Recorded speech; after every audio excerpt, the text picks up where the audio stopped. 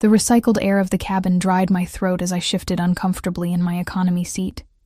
My neck ached from the awkward angle, and the thin airline blanket did little to ward off the chill. Flight 2187 to Rome, a desperate escape on my maxed-out credit card, a one-way ticket to anywhere that wasn't Boston, wasn't the shambles of my life. More water, miss? The flight attendant's voice barely registered as I nodded, accepting the plastic cup with trembling fingers. 3 days without proper sleep had left my thoughts fragmented, my body running on the last dregs of adrenaline. The bruise on my wrist had faded to a sickly yellow, but the memory of Martin's fingers digging into my skin remained fresh. The memory of what I'd done to escape him even fresher. It's just temporary, I whispered to myself, a mantra I'd repeated since fleeing my apartment with nothing but a hastily packed suitcase and the envelope of cash I'd been saving for a security deposit on a new place. A new life. Now, it was funding my escape. I wasn't running away, I told myself. I was running toward something. I just hadn't figured out what yet. The sleeping pill I'd taken 20 minutes ago began to blur the edges of my consciousness. My eyelids grew heavier with each passing second, the murmur of conversations around me fading into white noise.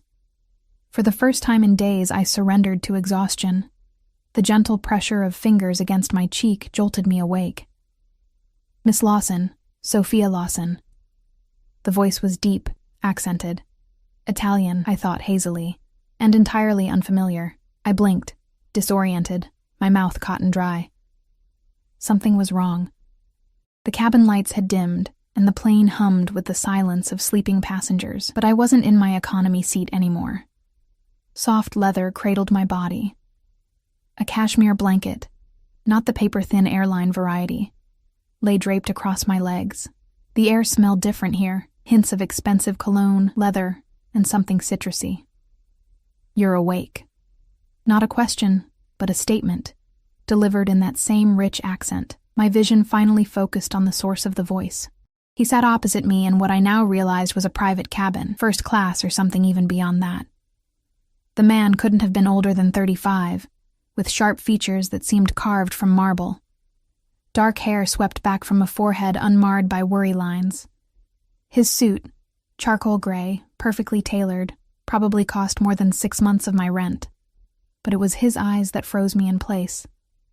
Dark, nearly black in the dim lighting, they studied me with an intensity that made my skin prickle, not just looking, but cataloging, assessing, claiming. Who? My voice cracked, and I swallowed hard. Who are you? Why am I here? The corner of his mouth lifted in what might have been amusement, but his eyes remained cold, calculating. You don't recognize me? Again, not truly a question. He leaned forward slightly, and I instinctively pressed myself deeper into the seat. No, you wouldn't. But I know you, Sophia. My heartbeat stuttered. I hadn't given my name to anyone on this flight. How do you know my name? I managed, eyes darting to the call button. Could I reach it before he stopped me?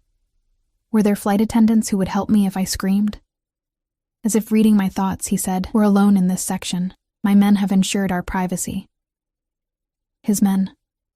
The words sent ice through my veins. I asked you a question, I said, surprised by the steadiness in my voice.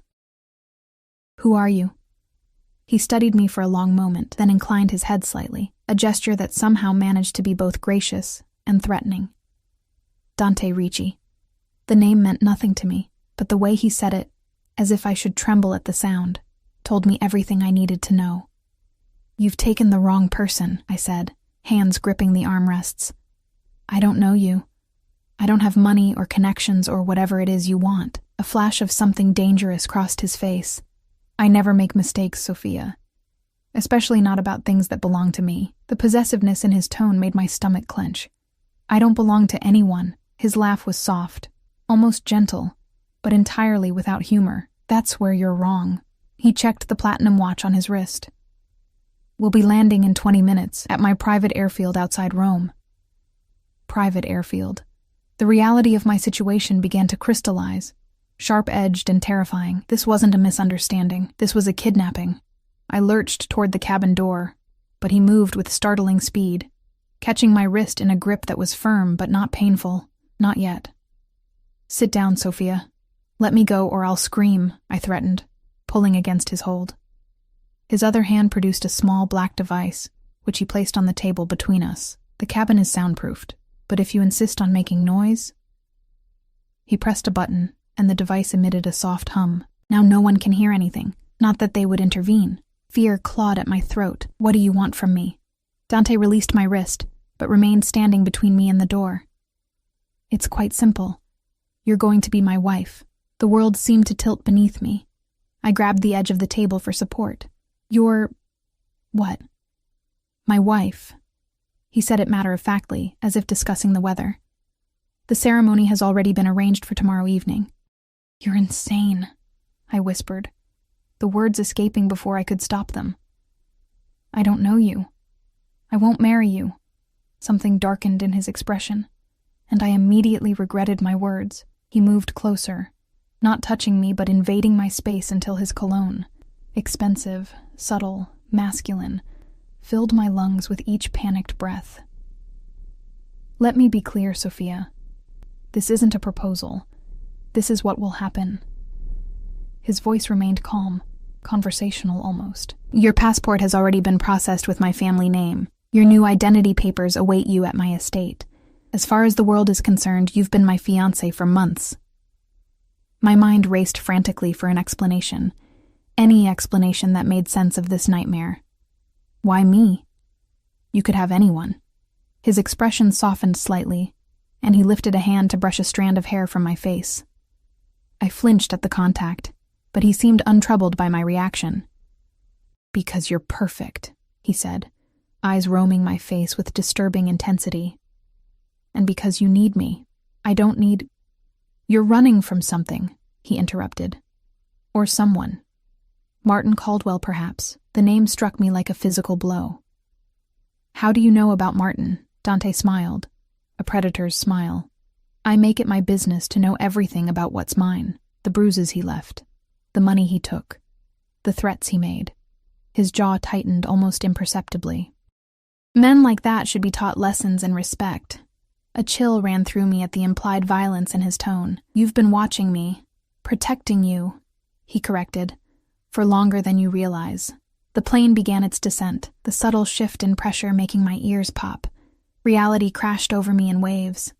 This wasn't a dream or a misunderstanding. This was happening. "I won't marry you," I said, my voice stronger than I felt. "You can't force me." Dante reclaimed his seat across from me, entirely at ease. "I have no intention of forcing you, Sophia. You'll choose this. Perhaps not today, but soon." "Never," I spat. He merely smiled, as if my defiance amused him. "You have nothing to return to. No job after your gallery closed. No apartment after Martin gambled away your rent money. No family since your mother passed." He listed the ruins of my life with clinical precision. "What I offer is protection, security, a new life." "As your prisoner," I said bitterly. "As my wife," he corrected, "with all the privileges and responsibilities that entails." The plane touched down with barely a jolt, a smooth landing on what must have been a private runway. Through the window I could see nothing but darkness punctuated by the glow of runway lights. No terminal, no other aircraft. Just emptiness stretching into the night. "We've arrived," Dante said unnecessarily. He stood and buttoned his suit jacket with practiced ease. "My car is waiting. And if I refuse to leave this plane—" His smile didn't reach his eyes. "Then my men will carry you. I'd prefer to avoid that indignity for both our sakes." The cabin door opened, and a broad-shouldered man in a black suit appeared, his expression impassive as he inclined his head toward Dante. "Everything is prepared, boss," he said in Italian, his eyes flickering briefly to me before returning to Dante. "Grazie, Antonio." Dante extended his hand to me. "Sophia, your choice. Walk beside me or be carried. Either way, you're coming home. Home." The word twisted in my chest, a mockery of everything I'd lost. I stared at his outstretched hand, then at the open door, calculating my chances. If I ran, how far would I get? If I screamed, who would hear? The answer was clear. Nowhere and no one. With a shaky breath, I rose from my seat, ignoring his offered hand. "I'll walk." Something like approval flashed in his dark eyes. Wise decision. I preceded him through the door, hyper-aware of his presence behind me. The air outside was cool, a gentle breeze carrying the scent of pine and earth, nothing like the Boston spring I'd left behind. A sleek black Maserati waited on the tarmac, its engine purring softly. Another suited man held the rear door open, his gaze fixed somewhere over my shoulder. "Your new life begins now, Sophia," Dante murmured close to my ear, his hand coming to rest at the small of my back. Not gripping, not forcing, but present. Inescapable. "I promise you won't regret it." As I slid into the leather interior of the car, my heart hammering against my ribs, I already knew that was a lie.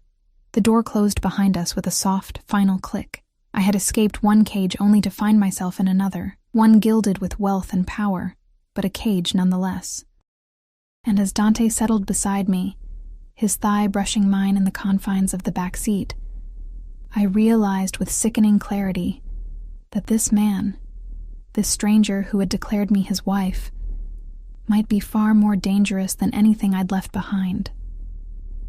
The car pulled away, carrying me into darkness, toward a future I hadn't chosen but couldn't escape. Not tonight, at least. But tomorrow. Tomorrow I would find a way out. I had to. The journey from the airfield to Dante's estate passed in tense silence. I pressed myself against the car door, creating as much distance as possible between us in the confined space. The Italian countryside rushed by in a blur of shadows, occasional lights from distant farmhouses the only indication we weren't completely isolated. "You should rest," Dante said, after nearly 20 minutes of silence. "It's been a long flight." I kept my eyes fixed on the window. "I'm not tired." A lie. Exhaustion weighed on me like a physical burden, but fear kept me alert, my body humming with adrenaline. I wouldn't sleep. Couldn't sleep. Not with him beside me. Not when I needed to memorize every turn, every landmark we passed. "Your body disagrees," he observed. "The circles under your eyes tell a different story." I turned to glare at him, finding his gaze already on me, studying with that same unsettling intensity. "Stop looking at me like that." "Like what?" There was genuine curiosity in his voice. "Like I'm a possession. Something you've acquired." His lips curved slightly. "Not acquired, Sophia. Reclaimed." The word sent a chill through me. "I was never yours to begin with." Instead of answering, he reached into an interior compartment and withdrew a small silver flask. "Water," he explained, offering it to me. "You're dehydrated from the flight." I hesitated, suspicion flaring. "How do I know it's just water?" Something dangerous flickered in his expression. "I don't need to drug women to have them in my bed, Sophia." His voice had dropped lower, a rough edge to his words that made my skin prickle. "When that happens between us, you'll be fully conscious. I want you to remember every moment." Heat rushed to my face despite my fear. "That will never happen." Dante merely smiled and returned the flask to its compartment. "We'll see." The car turned onto a long, winding road that climbed gradually upward. Ancient cypress trees lined the drive, their silhouettes black against the night sky. As we crested a hill, the estate came into view, and I couldn't suppress a small gasp. It wasn't just a house. It was a fortress. A massive stone villa sprawled across the hilltop, lights glowing from dozens of windows. The architecture spoke of centuries past, Renaissance perhaps, but the security features were thoroughly modern. I spotted cameras mounted discreetly among the ornate stonework, and what looked like motion sensors placed strategically throughout the grounds. "Welcome to Villa Ricci," Dante said, watching my reaction. "My family has owned this land for 8 generations." The car rolled to a stop in a circular driveway before massive wooden doors. Before the driver could exit, the doors swung open, and a middle-aged woman emerged, her silver-streaked hair pulled into a severe bun. "That's Elisabetta," Dante explained as the driver opened my door. "She's run the household since I was a boy. She'll see to your needs." "My need is to go home," I muttered, but stepped out of the car anyway. The night air was cool against my face, carrying the scent of jasmine and something earthy.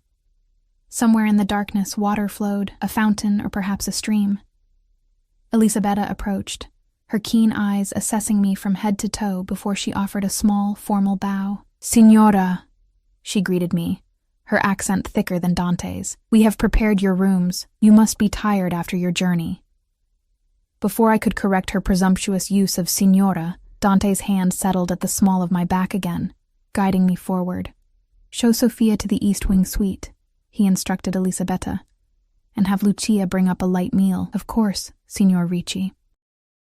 My legs felt leaden as I climbed the stone steps to the entrance, Dante's presence a constant pressure behind me. The foyer we entered was cavernous, with a vaulted ceiling adorned with frescoes that, even in my distressed state, I recognized as masterful.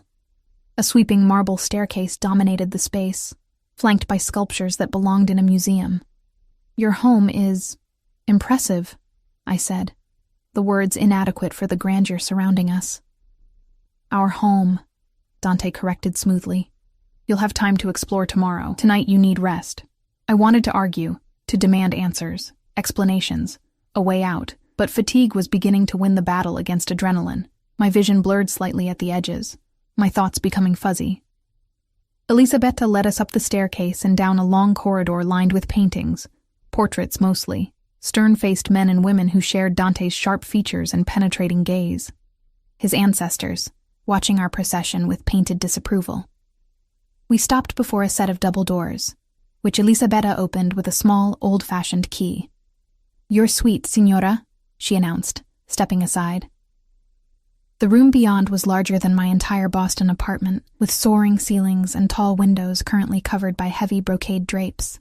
A massive four-poster bed dominated one wall, draped in what looked like silk. A sitting area with elegant antique furniture occupied another corner, while a marble fireplace, already lit and crackling with warmth, filled the room with golden light.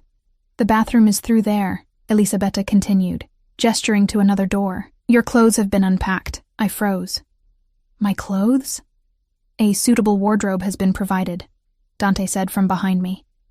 "Your own things will be laundered, but you'll find you need more appropriate attire for your new position." My temper flared, momentarily cutting through the haze of exhaustion. "My position as what, exactly? Prisoner? Captive bride?" Elisabetta's eyes widened slightly, but she maintained her composure. Dante merely smiled. "As the future Signora Ricci," he said calmly, "my wife and partner. I never agreed to that," I reminded him sharply. His expression remained unperturbed. "You will. Elisabetta, leave us." The older woman bowed again and retreated, closing the doors behind her with a soft click that sounded uncomfortably final to my ears. Alone with Dante in this opulent cage, I wrapped my arms around myself, suddenly aware of how disheveled I must look after the long flight. My jeans and wrinkled blouse were a stark contrast to the luxury surrounding me. "Why are you doing this?" I asked, hating the tremor in my voice. "Why me?" The truth this time. Dante moved past me, approaching the fireplace with measured steps. The flames cast his profile in sharp relief, highlighting the aristocratic nose, the strong jaw, the intensity of his gaze as he stared into the fire. "6 months ago," he began, his voice low. "I was in Boston on business, a gallery opening. Emerson Fine Arts." My heart skipped a beat. "My gallery." He nodded without looking at me. "I saw you there, moving among the guests, speaking about the pieces with such passion. Such knowledge." He turned then, his dark eyes finding mine across the room. "Do you remember that night? A man purchased the Colesi sculpture. Paid in cash." I did remember. The sale had kept the gallery afloat for another month, a temporary reprieve from the financial troubles that would eventually force us to close. "That was you?" "It was." He moved toward me, each step deliberate. "I returned the following week and the week after. You never noticed me. You were too consumed with saving your failing business. But I noticed everything about you." A shiver ran through me as pieces clicked into place. "You've been stalking me."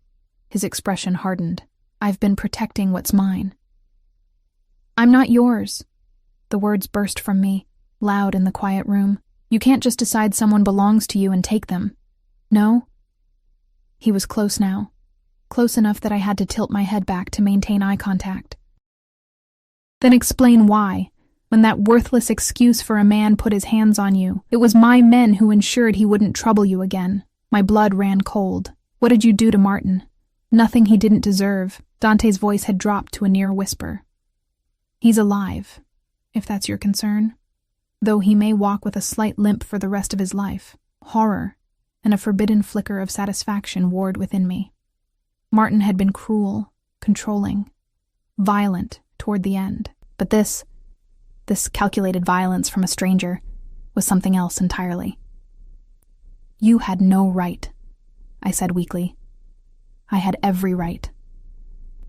His hand rose to cut my cheek, and though I flinched, I didn't pull away. His touch was surprisingly gentle. No one harms what belongs to me, Sophia. No one. The possessiveness in his tone should have repelled me. Instead, it sent an unwelcome heat curling through my abdomen, a reaction I immediately tried to suppress. I want to go home, I whispered. You are home.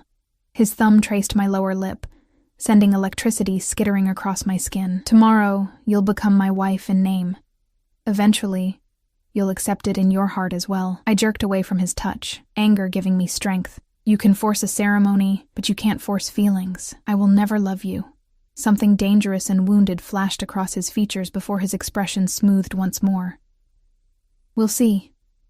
He stepped back, creating space between us. Rest now. Lucia will bring your meal shortly. The bathroom has everything you need. If you require anything else, there's an intercom by the bed. He moved toward the door, and relief, premature I knew, began to wash over me. Before he left, however, he turned back, his hand on the doorknob. One more thing, Sophia. Don't bother trying to leave. The estate is guarded, the gates locked. There's no transportation for 20 miles, and my men patrol the grounds. For your own safety, stay within the villa until I introduce you properly to the security team. The thinly veiled threat was clear. I was trapped. Sleep well, Mia Cara, he said softly.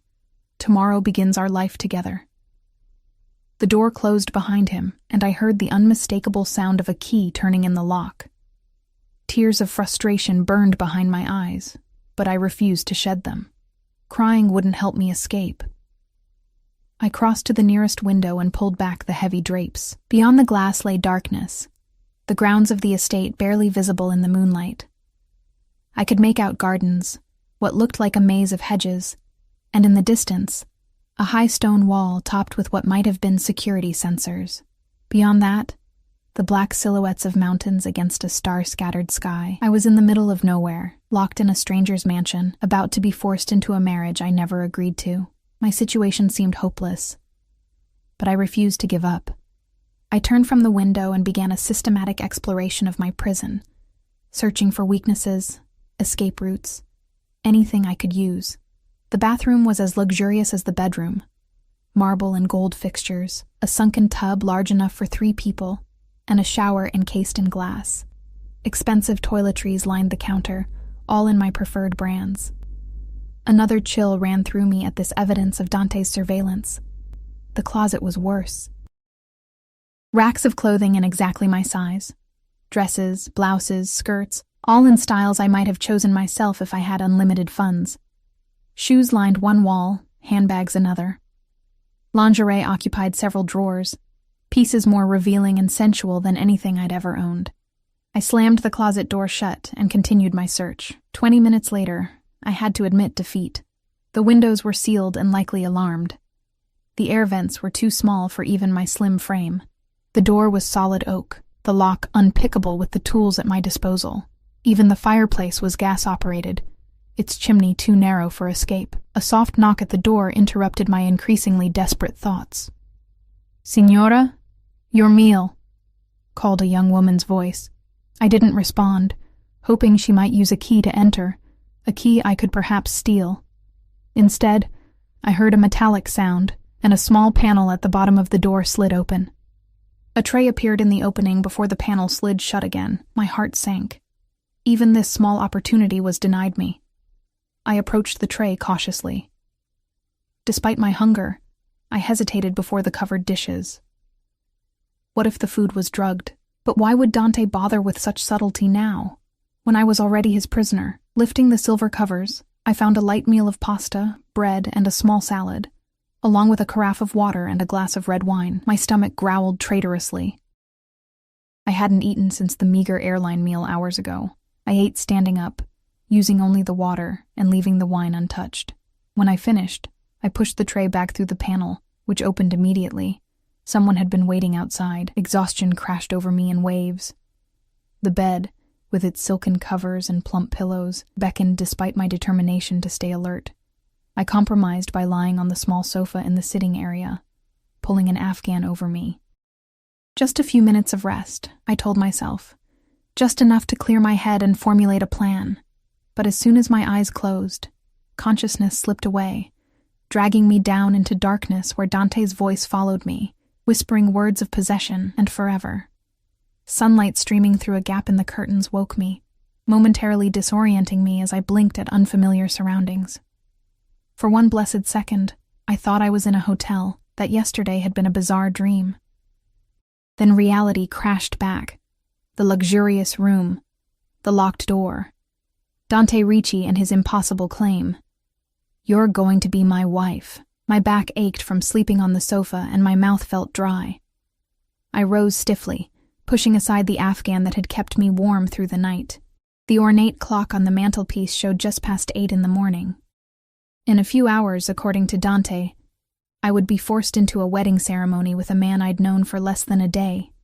Not if I could help it. I crossed to the bathroom, relieved myself, and splashed cold water on my face. The mirror reflected a woman I barely recognized. Pale, with shadows beneath her eyes, hair tangled from restless sleep. I looked haunted. Hunted. Another knock at the door made me freeze. "Signora?" A female voice, young, not Elisabetta from last night. "I've brought breakfast and fresh clothes for your bath." I remained silent, heart pounding. "Signora, I can hear you moving." "Signor Ricci instructed me to prepare you for today's events. Please open the door." "It's locked," I called back, voice raspy from sleep and fear. "I can't open it from this side." A pause, then the sound of a key turning. The door swung open to reveal a young woman, perhaps 20, with olive skin and dark hair pulled into a neat bun. She wore a simple black dress, a uniform of sorts, and carried a tray in one hand, garment bags draped over her other arm. "I am Lucia," she introduced herself, entering the room and setting the tray on a small table. "Signor Ricci's personal maid. I'll be assisting you today." I eyed the open door behind her. Freedom beckoned, but I knew I wouldn't get far if I ran now, disheveled and disoriented, with no idea of the layout of the villa or the grounds beyond. Better to gather information first. Learn the routine. Find the weaknesses. "I don't need assistance," I said, moving away as she approached with the garment bags. "And I won't be participating in any ceremony today." Lucia's expression remained carefully neutral as she laid the garments across the bed. "Signor Ricci suggested you might be reluctant." She unzipped one bag to reveal a cream-colored dress that, despite my situation, made my breath catch. The fabric looked impossibly soft, the design elegant and understated. "He asked me to tell you that cooperation today will be rewarded with freedoms tomorrow." "What kind of freedoms?" I asked, unable to keep the bitterness from my voice. A longer leash for his new pet? A flicker of something, sympathy perhaps, crossed Lucia's features before her professional mask returned. Access to the grounds and libraries, permission to make telephone calls with supervision. I laughed harshly. How generous of my captor. "Signor Ricci is many things," Lucia said carefully. "But he is not cruel without purpose." The implication that he could be cruel with purpose sent a chill through me. "Is that supposed to comfort me?" Instead of answering, Lucia gestured to the breakfast tray. "You should eat. It will be a long day." My stomach growled traitorously. The tray held fresh pastries, fruit, yogurt, and coffee that smelled divine. I hadn't had real Italian coffee in years. Not since studying abroad in Florence during college. "Fine," I conceded, sitting at the small table. "But I want answers while I eat, real ones." Lucia hesitated, then gave a small nod. I will answer what I can. I took a bite of a flaky pastry, closing my eyes briefly at the buttery perfection. When I opened them, Lucia was watching me with something like approval. First question, I said, washing down the pastry with a sip of coffee. Who exactly is Dante Ricci? And don't just say he's your boss. Lucia's hands twisted together briefly before she clasped them at her waist. Signor Ricci is one of the most powerful men in northern Italy. His family has controlled this region for generations. Controlled how? I pressed. What business is he in? Many businesses, she replied carefully. Import, export, real estate, banking, art collection and restoration. I heard what she wasn't saying. He's Mafia, isn't he? Lucia's eyes widened, darting to the door as if afraid someone might overhear. We do not use such terms, signora. The Ricci family is respected, feared, and obeyed. That is all you need to know. The confirmation, even unspoken, made my blood run cold. I was in the clutches of not just any kidnapper, but a mafia boss. The kind of man who could make people disappear without a trace. I forced myself to take another bite, to appear calmer than I felt. Why me? Why does he want to marry me specifically? There must be plenty of willing women. Something like pity crossed Lucia's face. Too many willing women. Women who want his money, his power, his name. None who challenge him, who make him feel... She paused, searching for the right word. Alive. So, I'm supposed to be flattered that he kidnapped me because I'm not throwing myself at him? I shook my head in disbelief. This is insane. Perhaps, Lucia acknowledged. But it is happening nonetheless. I pushed the tray away. Appetite gone. Last question. What happens if I refuse to go through with this ceremony today? If I scream, or run, or fight? Lucia's expression grew somber. Signor Ricci always gets what he wants, signora. Always. The ceremony will proceed with or without your cooperation. But your life here will be determined by your choices today. The threat was clear. Comply or suffer the consequences. I stood, anger temporarily overwhelming fear. I want to see him. Now. Before anything else happens. Lucia hesitated, then nodded. I will inform him of your request. But first you must bathe and dress. Those are his conditions for any meeting. I wanted to refuse on principle, to remain dirty and disheveled as a small act of defiance. But pragmatism won out. If I was going to face Dante Ricci again, better to do so with clear thoughts and a semblance of dignity.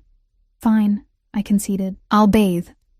But I choose what to wear. Lucia's lips twitched in what might have been a suppressed smile. As you wish, signora. I'll have the bath prepared. The bathroom transformed into a steamy sanctuary, as Lucia filled the massive tub with scented water. Despite everything, I couldn't deny the appeal of sinking into its depths, washing away the grime of travel and fear. When Lucia left to give me privacy, I stripped quickly and submerged myself, letting the hot water ease my tense muscles. As I bathed, I tried to think rationally. Dante Ricci wanted me as his wife. Not dead, not harmed, at least not physically. That gave me time to plan, to observe, to find a way out. If I had to play along temporarily to ensure my survival, I would. But I would never truly submit. After washing my hair with shampoo that smelled of jasmine, I emerged feeling marginally better. Wrapped in a plush towel, I returned to the bedroom to find Lucia waiting with an array of clothing options laid across the bed. Signor Ricci suggests the blue dress for your meeting, she said, indicating a silk sheath in sapphire blue. He says it matches your eyes. The fact that he'd noticed my eye color and chosen clothing to complement it was both unsettling and oddly intimate. I deliberately turned away from the blue dress. I'll wear these, I declared, selecting dark jeans and a simple white blouse from among the options. Not the wedding dress, not the blue dress he'd selected, a small rebellion, but mine. Lucia's expression remained neutral, but I sensed her tension. As you wish, signora. While I dressed, Lucia attempted to style my hair, but I waved her away. I'll wear it down. She pressed her lips together but nodded. Signor Ricci will see you in the library in 15 minutes. I'll escort you when you're ready. I took my time finishing my preparations, applying minimal makeup from the extensive collection provided. When I couldn't delay any longer, I nodded to Lucia. I'm ready. She led me through a maze of corridors, each more opulent than the last. In daylight, the villa revealed itself as a treasure trove of art and antiquities. Renaissance paintings lined the walls, marble sculptures occupied niches, and antique furniture that belonged in museums furnished the rooms we passed. Under different circumstances, I would have been enthralled.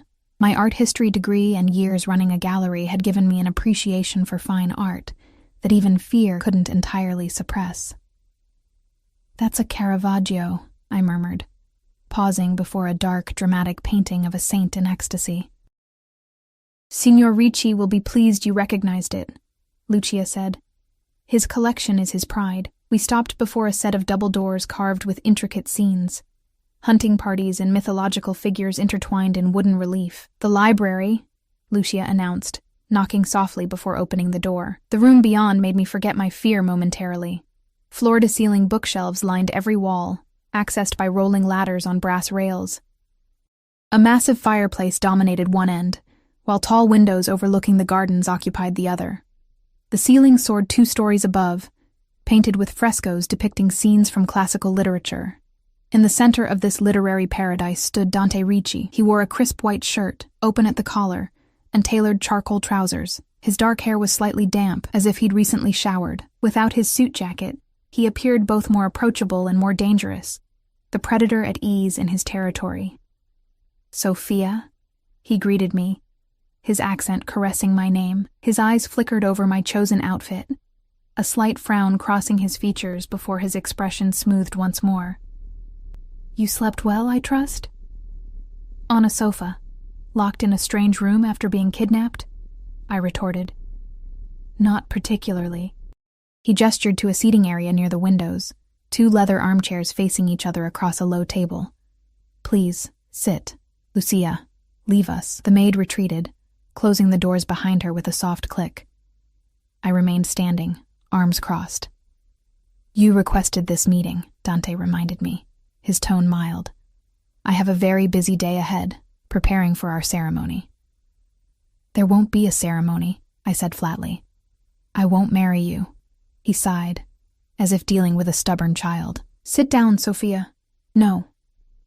Something dangerous flashed in his eyes. "When I give an order in my house, it is obeyed. I'm not one of your employees or your subordinates," I countered. "You can't order me to do anything." In 2 swift strides, he closed the distance between us. I stumbled back, but he caught my arm in a grip that wasn't painful but brooked no resistance. "Let me be very clear," he said softly, dangerously. "You have 2 paths before you. In one, you cooperate, become my wife willingly, and enjoy a life of comfort, respect, and eventually, freedom within the boundaries I set. In the other," his grip tightened slightly, "you resist, cause problems, and find your world narrowed to a single room until you reconsider." Fear clawed at my throat, but I refused to show it. "Why the charade of marriage? If you just want a prisoner, you already have one." His expression softened slightly, his grip loosening. "I don't want a prisoner, Sophia. I want a partner, a companion." His free hand rose to my cheek, his thumb tracing my jawline. "Someone who challenges me, intrigues me. Someone worthy of standing beside me." Despite myself, I felt a treacherous warmth at his touch, at the intensity in his gaze. I jerked away, hating my body's reaction to this dangerous man. "I don't want to stand beside you," I said, my voice steadier than I felt. "I want to go home. This is your home now." He gestured around us. "All of this, the art, the books, the beauty, it can be yours to enjoy. You were wasted in that tiny gallery, struggling to pay rent, dating men who didn't value your intelligence, your passion for art." The accuracy of his assessment stung. "You've been watching me for months. That's not romantic. It's criminal." A smile curved his lips. "The line between romance and criminality is often thin, Mia Cara. History's greatest love stories frequently began with abduction. Helen of Troy, Persephone and Hades. Those are myths," I scoffed. "And they didn't end well for the women. On the contrary, they became queens." His hand returned to my face, and this time I couldn't bring myself to pull away. "As you will." His proximity was overwhelming, his cologne teasing my senses. Up close, I could see the tiny flecks of amber in his dark eyes, the faint shadow of stubble along his jaw, despite his recent shave. "I'll never love you," I whispered. "No matter what you do." Something vulnerable flashed across his features before it was masked once more by cool confidence. "We'll see." He stepped back, creating distance between us. "The ceremony is at 4 this afternoon. Lucia will help you prepare. If you cooperate, your first act as my wife will be to join me for dinner with an important business associate. If you do not," he shrugged elegantly, "you'll dine alone in your room, and we'll try again tomorrow and the next day." And however long it takes, the implication was clear. Resistance was futile. The ceremony would happen, with or without my willing participation. "May I at least have access to the grounds today?" I asked, hating the note of pleading in my voice, but desperate for some semblance of freedom. "Before I'm expected to make this decision?" Dante studied me, clearly weighing the risk of escape against the potential benefit of earning my cooperation. "Antonio will accompany you," he finally said. 1 hour, no more. The gardens only, not beyond the inner walls. It wasn't freedom, but it was something. A chance to assess the estate, to breathe fresh air, to think clearly away from the confines of the villa.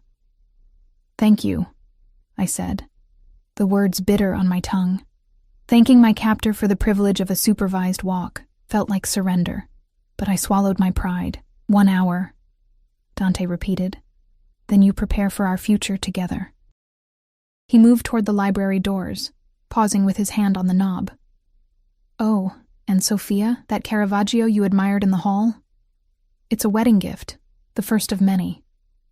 The door closed behind him, leaving me alone among thousands of books and not a single true escape. Antonio turned out to be the broad-shouldered man from the plane, Dante's head of security, as he curtly introduced himself when he collected me from the library. He didn't speak again as he escorted me through the villa's lower level and out through a set of French doors that opened onto a stone terrace. The gardens spread before me, a masterpiece of Italian landscape design. Formal hedges created geometric patterns, punctuated by classical statuary and burbling fountains. Beyond the structured gardens, I glimpsed wilder grounds, an olive grove, what looked like a vineyard on a distant slope, and the dark green smudge of woodland at the property's edge. "How far does the estate extend?" I asked, breaking the silence as we descended the terrace steps. Antonio's face remained impassive. "Several thousand acres, and the nearest town." His dark eyes slid to me, assessing. "Far enough that walking would be unwise, Signora." I didn't miss his meaning. Even if I managed to escape the villa and its grounds, I'd be stranded in the Italian countryside, miles from help. Still, I filed the information away. Better to know the full scope of my prison. "You work for Dante," I said, trying a different approach as we strolled along a gravel path between rows of cypress trees. "How long?" 10 years. His answer was clipped, but at least he'd responded. "And what exactly does he do that requires such security?" I pressed, watching his expression for any reaction. "I'm about to become his wife, apparently. Shouldn't I know what business I'm marrying into?" Antonio's jaw tightened. "Signor Ricci has many business interests." "It's not my place to discuss them." "Is he dangerous?" I asked bluntly. That earned me a sharp look. "Everyone is dangerous with the right motivation, Signora. That's not an answer." Antonio stopped, turning to face me fully for the first time. His expression remained neutral, but I sensed a shift in his demeanor. "Signor Ricci is a powerful man who protects what belongs to him. Sometimes that requires measures others might find extreme." A chill ran through me despite the warm morning sun. "And now he thinks I belong to him." "You do." The certainty in Antonio's voice was unsettling. "The sooner you accept that reality, the easier your life will become." I looked away, unwilling to let him see how his words affected me. "I'd like to continue walking. I only have an hour." We resumed our circuit of the gardens in silence. I used the time to study the layout of the grounds, noting the positions of security cameras disguised among the foliage, the patrol patterns of guards I glimpsed at the perimeter, and what appeared to be a helicopter pad on a distant section of lawn. The villa itself was even more imposing in daylight, a sprawling 3-story structure of honey-colored stone, with wings extending in several directions. From this vantage, I could see that my bedroom was located in the east wing, second floor, with a balcony overlooking a rose garden currently bursting with crimson blooms. As we approached a marble fountain depicting Neptune and his court, I noticed a sleek black car pull up to the villa's main entrance. 2 men emerged, one clearly a chauffeur, the other an older gentleman in an expensive suit, carrying a leather portfolio. "Who's that?" I asked Antonio, nodding toward the new arrival. "Judge Bartelli," he replied after a moment's hesitation. "Here to officiate the ceremony." My stomach twisted with renewed anxiety. "Is that legal? A forced marriage?" Antonio's expression didn't change. "The judge sees only what Signor Ricci wishes him to see. As far as he's concerned, you are a willing bride who has been engaged to his friend for 6 months. And if I tell him otherwise?" His gaze was almost pitying. "Then your life becomes much more complicated, Signora. The judge is loyal to the Ricci family, has been for decades. Your protests would change nothing except Signor Ricci's patience with you." The implication was clear. Resistance would only make my situation worse. I swallowed hard, trying to quell the panic rising in my chest. "Time to return to the villa," Antonio announced, checking his watch. "Lucia will be waiting to prepare you." As we walked back, I noticed activity around the grounds. Staff moving with purpose, carrying flowers, linens, what looked like catering equipment. Despite the intimate nature of the ceremony, just the judge, Dante, and his unwilling bride, it seemed he was planning a celebration. Back in my room, my prison, I found Lucia waiting with a team of women. A stylist for my hair, another for makeup, a third who seemed to be a seamstress, holding what could only be the wedding dress. "I won't wear that," I declared immediately, backing away from the cream-colored gown. Lucia sighed. "Signora, please. It will be easier for everyone if you cooperate." "Easier for everyone except me," I countered bitterly. A new voice interrupted from the doorway. "Leave us!" Dante stood there, impeccable in a tailored black suit, watching me with those intense, dark eyes. The women scattered like startled birds, Lucia the last to leave, closing the door behind her with a significant look I couldn't interpret. Alone with him again, I felt my heart rate accelerate. "Come to make sure your bride doesn't run away?" He entered the room fully, moving with that predator's grace. "I came to give you this." He withdrew a small velvet box from his pocket. I didn't move to take it. "What is it?" "See for yourself." He placed it on the table between us. Curiosity warred with defiance. Finally, I reached for the box, opening it carefully, as if it might contain something dangerous.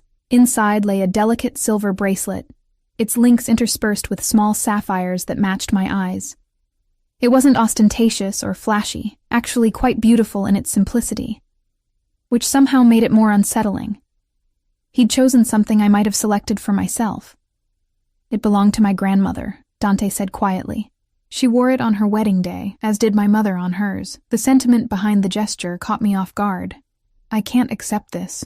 It's not a request, Sophia." His tone remained gentle, but the steel beneath was unmistakable. "You will wear it today." I closed the box with a snap. Why go through this charade? Why a ceremony, a dress, family heirlooms? Why not just keep me locked up if what you want is possession? Something shifted in his expression.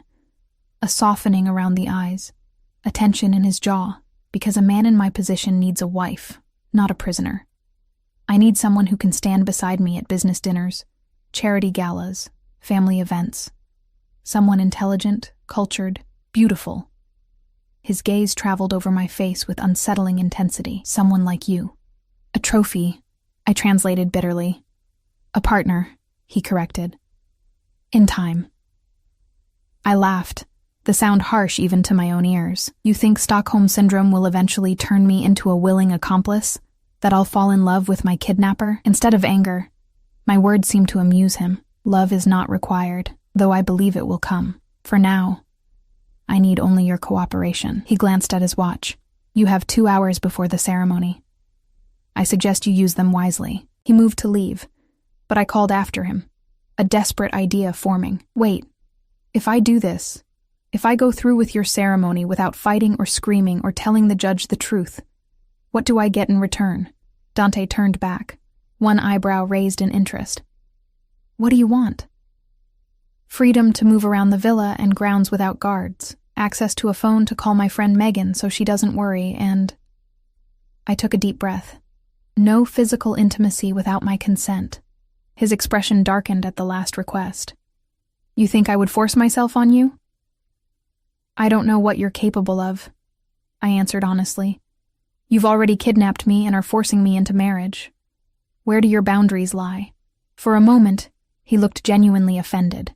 Then his expression cleared. "Very well. Agree to become my wife today, convincingly, with no resistance. And I will grant your requests, with conditions. You may move freely within the inner walls of the estate. You may call your friend, but I will be present, and you will tell her only that you've met someone and decided to stay in Italy for a while. And as for the third," his gaze grew heated, "I will not touch you until you ask me to." The confidence in his voice when he made that last statement sent an unwelcome shiver down my spine. "I'll never ask." A slow smile spread across his face. "We'll see." After he left, I sat motionless, staring at the velvet box. The deal I'd just made felt like surrender, but it was really strategy. Freedom to move around meant opportunities to learn the villa's layout, to observe guard rotations, to plan a real escape. A phone call to Megan, even a restricted one, would at least let her know I was alive, give her a hint of where to look if I disappeared. And the third condition, I pushed that thought away. I would never want Dante Ricci to touch me. Never. When Lucia and her team returned, I didn't resist as they prepared me for the ceremony. I allowed them to style my hair in soft waves, to apply makeup that enhanced without overwhelming, to help me into the cream-colored dress that fit as if it had been made for me, which, I realized, it probably had been.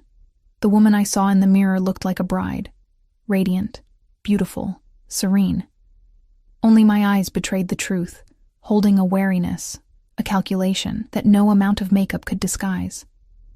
"The bracelet, Signora," Lucia reminded me, holding out the velvet box. I allowed her to fasten it around my wrist, the silver cool against my skin, the sapphires catching the light. "How do you know my size?" I asked. "For the dress, the shoes, everything." Lucia's expression remained carefully neutral. "Signor Ricci is very thorough in his preparations." Of course he was. The man who had watched me for months, who had learned my favorite brands of toiletries and the color of my eyes, would certainly know my measurements. At precisely 4 o'clock, Antonio arrived to escort me downstairs. The ceremony, he informed me, would take place in the villa's private chapel, a detail that made me raise my eyebrows. "Dante is religious?" I asked as we descended the grand staircase. Antonio's lips twitched in what might have been amusement. "Traditional, Signora. The Ricci family has maintained certain appearances for generations." The chapel proved to be a small but exquisite space tucked into the west wing of the villa. Stained glass windows cast jewel-toned light across marble floors and carved wooden pews. Flowers, white roses and lilies, adorned the altar where Judge Bartelli waited, beside him a strikingly handsome man in black. Dante turned as I entered, and for a moment, his composure slipped. Something raw and hungry crossed his face as he took in my appearance, something that made my pulse quicken despite everything. Then his mask returned, and he extended his hand to me. "Remember the plan," I told myself. "Cooperate now, escape later." I placed my hand in his, allowing him to draw me to his side before the judge. Up close, I could see the fine details of his suit, smell the subtle cologne that had become disturbingly familiar. His hand was warm around mine, his grip firm, but not painful. "You look beautiful," he murmured for my ears alone, "like you were made to stand beside me." I said nothing, focusing instead on maintaining my facade of willing participation. The ceremony itself passed in a blur.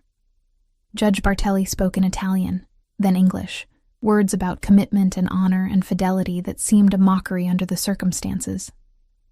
I repeated vows when prompted, my voice steady despite the turmoil inside me.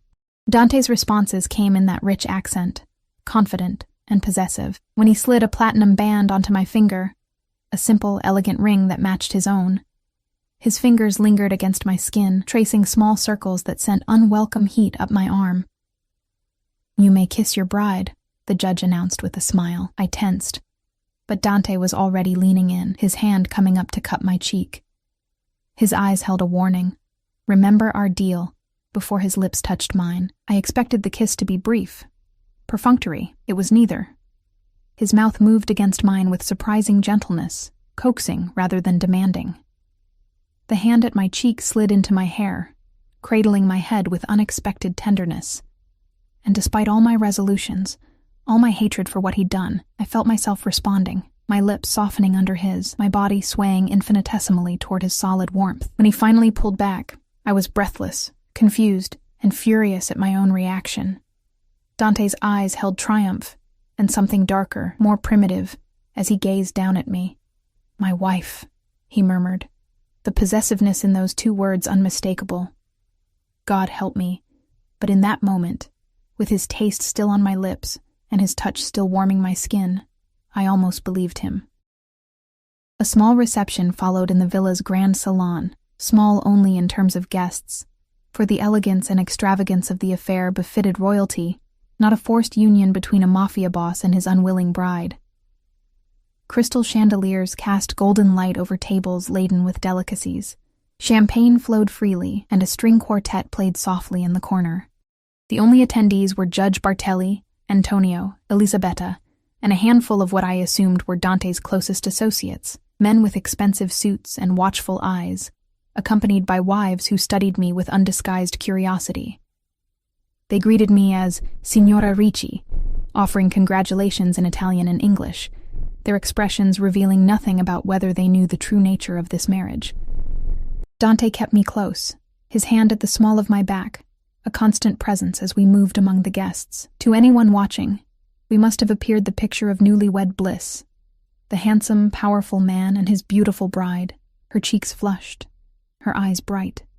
Only I knew the flush came from anger, the brightness from unshed tears. "Smile, mia cara," Dante murmured against my ear as we accepted another round of congratulations. "You're breaking our agreement." I fixed a smile on my face, wondering if it looked as false as it felt. "I'm here, aren't I? I said the vows. I didn't tell the judge I was kidnapped. What more do you want?" His hand slid from my back to my waist, drawing me closer to his side.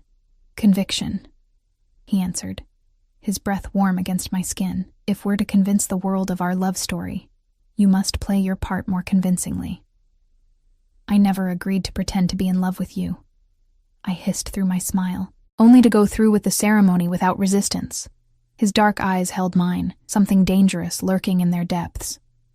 "Then consider it a necessary addition to our arrangement if you wish to maintain your privileges." Before I could respond, we were approached by an older man with silver hair and a commanding presence. Beside him stood a woman perhaps 10 years his junior, elegant in midnight blue, diamonds glittering at her throat. "Ah, Vincenzo," Dante greeted him warmly, shaking his hand before kissing the woman's cheeks. "Sophia, may I present Vincenzo Moretti and his wife, Isabella. Vincenzo is my most trusted business associate and oldest friend. His father and mine built our enterprises together." I extended my hand, drawing on years of gallery openings and art events to summon my most professional smile. "A pleasure to meet you." Vincenzo kissed my hand, his eyes shrewd as they assessed me.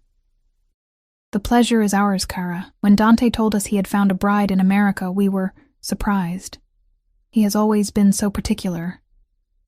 His gaze slid to Dante, but now I see he has chosen well. Beauty and grace in one package. "And intelligence," Dante added, his arm tightening around my waist. "Sophia has a master's degree in art history. She ran her own gallery in Boston." I blinked in surprise at his knowledge of my educational background, yet another piece of evidence of how thoroughly he had stalked me before making his move. "How fascinating," Isabella said, her accent thicker than her husband's. "Perhaps you might help us authenticate a painting we've recently acquired. Vincenzo believes it's a genuine Titian, but I have my doubts." "I'd be happy to," I replied automatically, my professional interest momentarily overriding my current predicament. "Wonderful," Vincenzo beamed. "You must both come to dinner next week. We'll open the 82 Brunello to celebrate your marriage." As they moved away to speak with other guests, I felt a momentary disorientation. I was standing in a villa in Italy, wearing a wedding dress, discussing future dinner plans and art authentication as if I weren't essentially a prisoner. The surreality of it made me lightheaded. "You're pale," Dante observed, guiding me toward a quiet alcove away from the guests. "Sit. Drink this." He pressed a glass of water into my hand. I sank onto a velvet settee, grateful for the moment of respite. "Why did you tell them about my background, my education?" He sat beside me, closer than necessary, his thigh pressing against mine through the layers of my dress. "Because it's the truth. Because I'm proud of what you've accomplished." His expression grew contemplative. "Your gallery was failing not for lack of your talent or knowledge, but because of economic forces beyond your control. Under my protection, you could curate again, build something lasting. The offer was tempting, dangerously so. My gallery had been my dream, my passion, before financial reality had crushed it. To have unlimited resources, connections to the art world, the freedom to create something truly special. I pushed the thought away. I don't want anything from you except my freedom." His smile held no humor, "Yet you've already accepted so much. The dress, the ceremony, the role of my wife." "Under duress," I reminded him sharply. "Perhaps at first," he acknowledged. "But that kiss, Sophia," his voice dropped lower, intimate. "That wasn't duress. That was desire." Heat flooded my cheeks as I remembered how I'd responded to him, how for a brief, traitorous moment I'd forgotten everything except the feel of his lips on mine. That was instinct. Meaningless. "Liar," he murmured, but there was no anger in the word, only a certainty that infuriated me. Before I could retort, Antonio approached, his expression serious. "Signor Ricci, a moment?" Dante's demeanor shifted instantly, the attentive husband replaced by the commanding boss. "Excuse me, mia cara. Business that cannot wait, even today." He rose, straightening his jacket. "Don't stray far." Left alone for the first time since the ceremony, I took the opportunity to assess the room more carefully, noting exits, the positions of security personnel, the layout of the adjacent spaces visible through arched doorways. If I was to escape, I needed to understand this labyrinth of a house. "He won't let you go, you know," I startled at the voice, turning to find Isabella Moretti standing beside the settee, her expression unreadable. "Excuse me?" I managed, my heart rate accelerating. She sat gracefully in the spot Dante had vacated. "I recognize the look in your eyes. Calculation, planning." She sipped her champagne delicately. "I had the same look once, many years ago." Understanding dawned slowly. "You weren't a willing bride either." A slight lift of her shoulders. Not quite a shrug. Too elegant for that. "Vincenzo decided I would be his wife after seeing me at the opera in Milan. 3 days later, I was brought to his estate." Her gaze drifted to where her husband stood talking with Dante, both men's expressions serious. "I tried to escape 4 times in the first month. My breath caught. What happened? The first time he caught me himself. The second, his guards. The third..." Her expression clouded momentarily. "The third attempt resulted in consequences I would not wish to revisit." "And the fourth?" I prompted when she fell silent. Isabella's smile was sad, knowing. "The fourth time, I made it all the way to Florence. I was on a train to Rome when he found me." She twisted the diamond band on her finger. "That was 26 years ago." The defeat in her voice made my stomach clench. "So you just accepted it? Gave up?" "I adapted," she corrected, her gaze direct now. "These men, they are from a different world, with different rules. Fighting is futile, but adaptation," she leaned closer, "adaptation can bring its own kind of power." "I don't want power," I said quietly. "I want freedom." "Freedom is relative, Kara. Even in your old life were you truly free? Free from financial worries, free from the threat of men like your ex-boyfriend, free to pursue your passions without constraint." She gestured subtly around the room. "I have traveled the world. I own 3 galleries in Milan, Florence, and Rome. My children attended the finest schools in Europe. Vincenzo denies me nothing, except the choice to leave, I pointed out. Her smile turned enigmatic. After a time, I no longer wished to leave. Stockholm Syndrome, I thought but didn't say. I would never surrender my will so completely. Never mistake captivity for choice. Just some things to consider, Isabella said. Rising as Dante returned, I look forward to our dinner next week. Perhaps we can discuss art in a more relaxed setting. Dante watched her rejoin her husband, his expression thoughtful. What did Isabella have to say? Just offering congratulations. I lied, unwilling to share the true nature of our conversation. Something told me Dante wouldn't appreciate another man's wife offering insight into the reality of forced marriages in their world. He didn't appear to believe me, but he didn't press the issue. Our guests will be departing soon, then we have a more private celebration.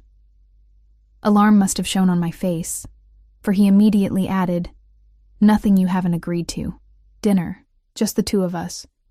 Then you may retire to your room, alone, as per our arrangement.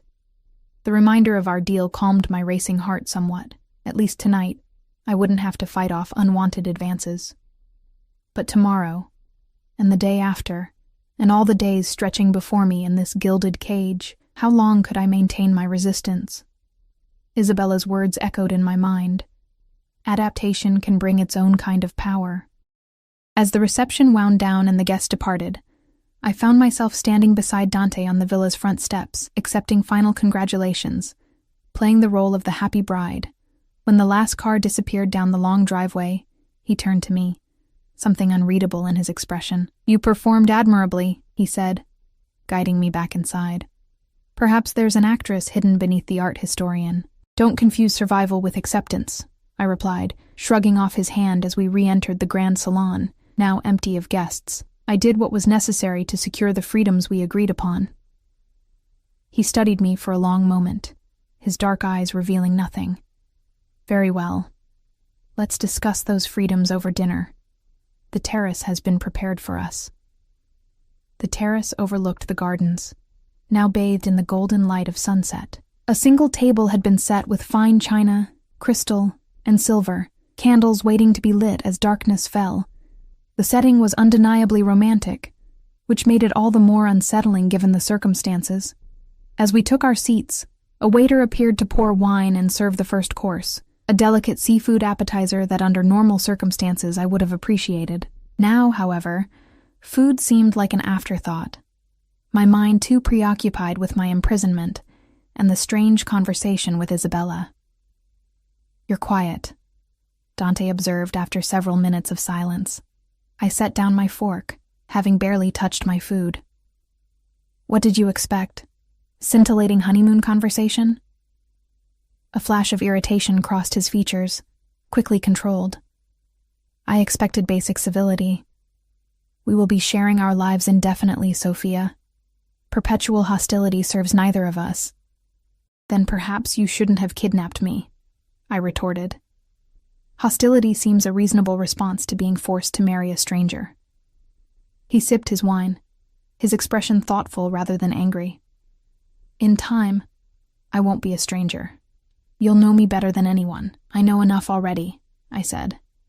You're a man who takes what he wants without regard for others' choices, who believes power gives you the right to control people's lives. And you, he countered, are a woman who sacrificed her own happiness to care for a mother who never appreciated it, who wasted years with a man who undermined her confidence and stole from her, who buried her true talents to survive in a world that didn't value them. He leaned forward, his gaze intense. I've watched you, Sophia. I've seen your strength, your resilience, your brilliance. I've also seen how the world has failed you at every turn. His words struck uncomfortably close to truths I rarely acknowledged. My mother's emotional manipulation before her death, Martin's gradual erosion of my self-worth, the financial struggles that had forced me to compromise my artistic vision for commercial viability. That doesn't give you the right to decide my future, I said. But my voice had lost some of its edge. Perhaps not, he conceded, surprising me. But I saw a woman drowning and offered a lifeline. By dragging me into deeper waters, I pointed out. Your world is more dangerous than anything I faced in Boston. A smile touched his lips. But in my world, you have protection. My protection. His expression grew serious. "No one will ever harm you again, Sophia.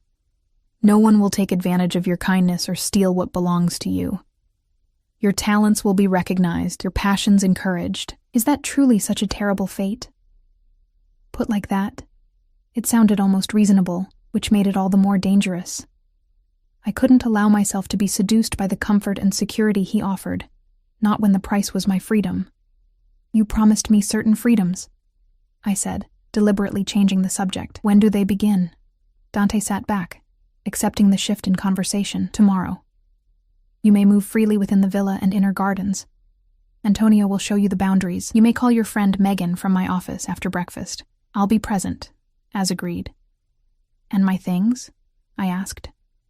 "My own clothes, my phone, my personal items from the suitcase I had on the plane?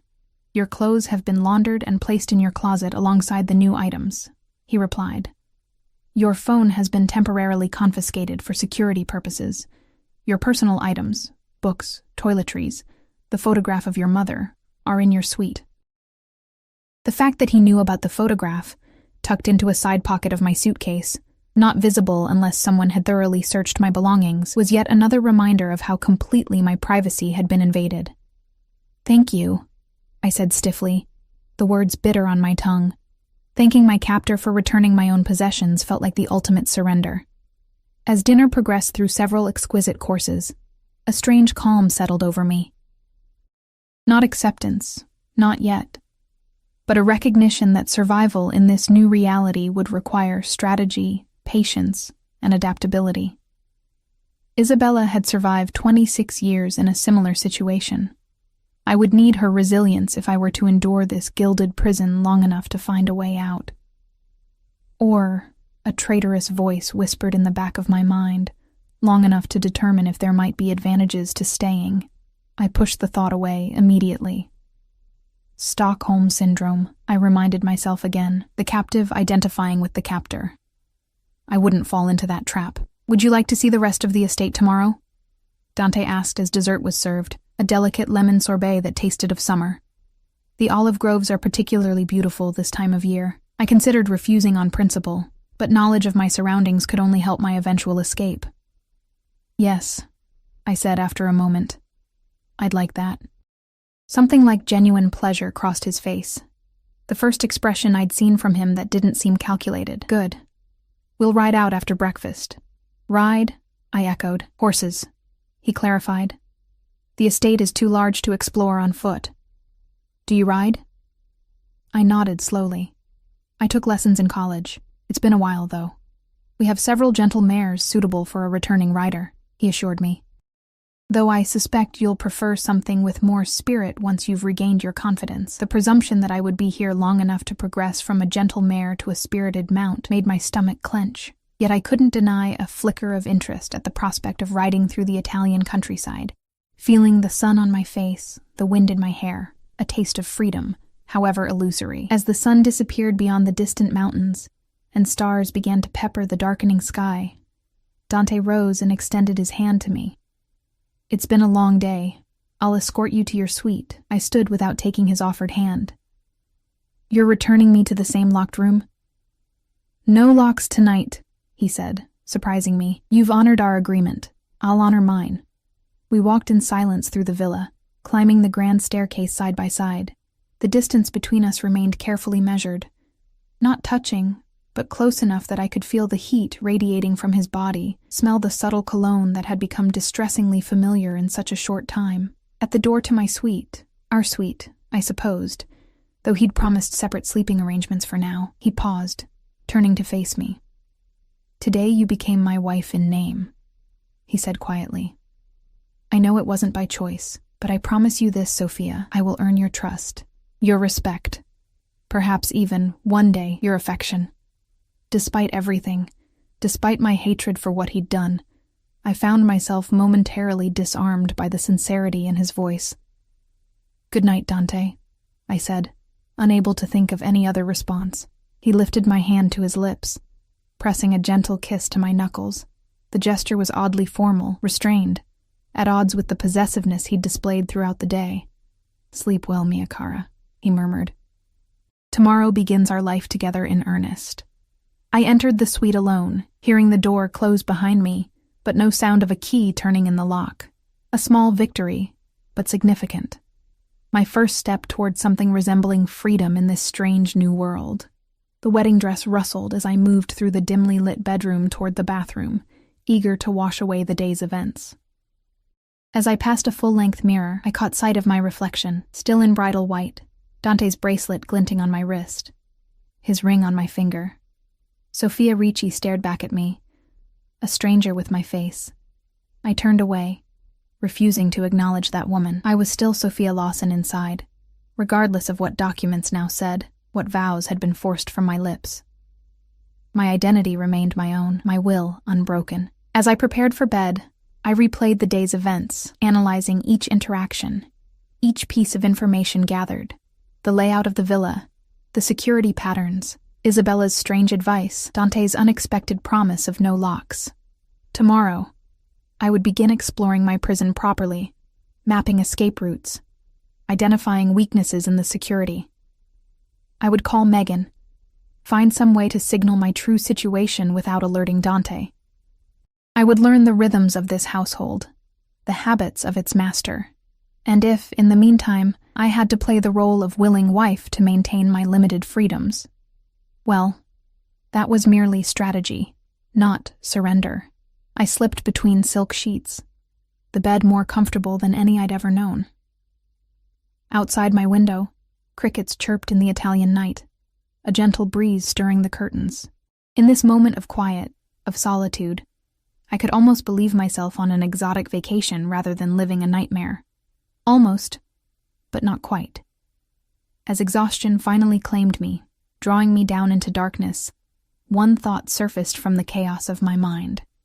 I had survived day one as Dante Ricci's bride. Whatever came next, escape or adaptation, I would face it with the same strength, the same determination. This was not the end of my story, merely an unexpected twist in its